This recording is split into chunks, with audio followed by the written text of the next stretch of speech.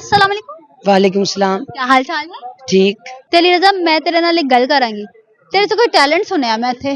केड़ा टैलेंट है? आंडे वाला। ये वाला।